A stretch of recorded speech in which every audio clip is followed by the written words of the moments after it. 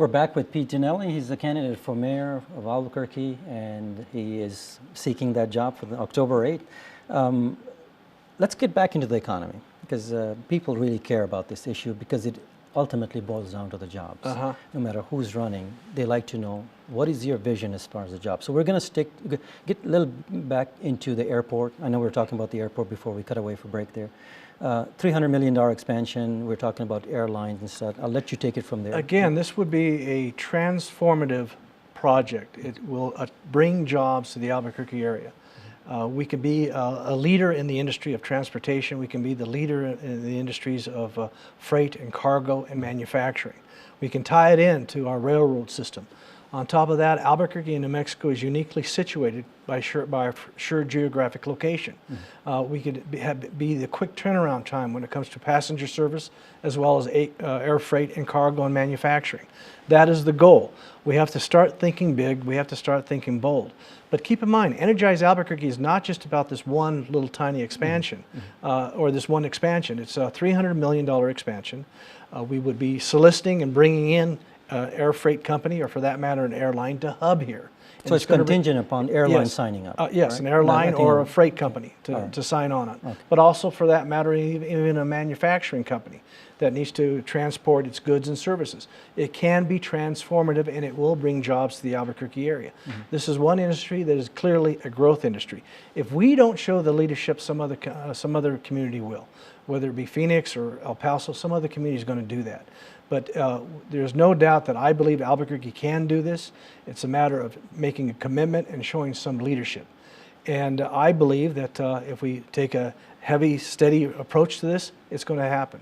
Now, there's other monies that are involved. Again, the original money that we're dealing with is $1.5 billion. Correct. The expansion of the airport. Well, we also have the funding in place. The debt service is already there. You're not going to be dealing with any new taxes. The current debt service on the airport is $25 million. It's going to drop to $14 million in 2 years. It's going to drop even further.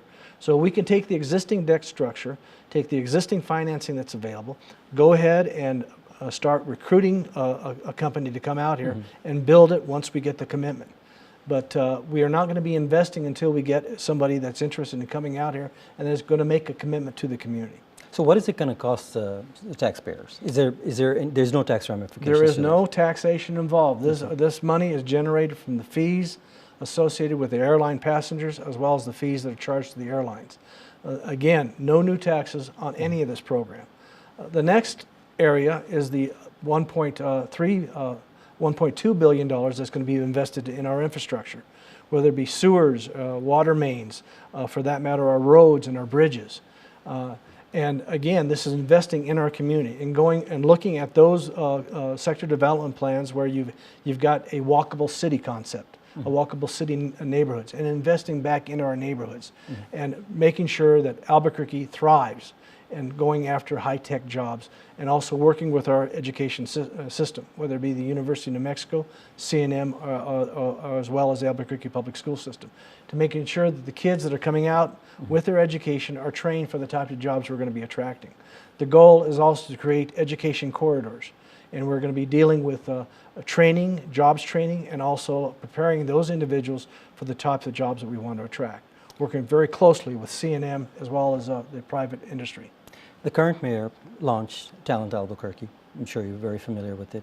What do you think about that as far as the non-skilled workers? Because there's so many individuals, 18 to 24, that are left out because they don't have a high school, they don't have a degree, and they're kind of pushed out. So do you think that was an effective plan as far as... It's an effective plan, but it's a baby step. Okay.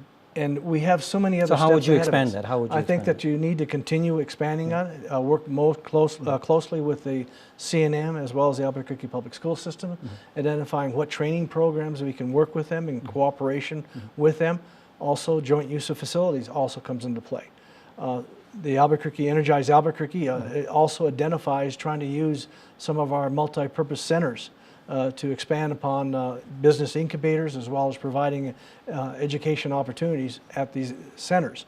So it's a broad approach, and the program again is one that we could expand upon, but I would hope that but I hope that this would be a first step in a long journey.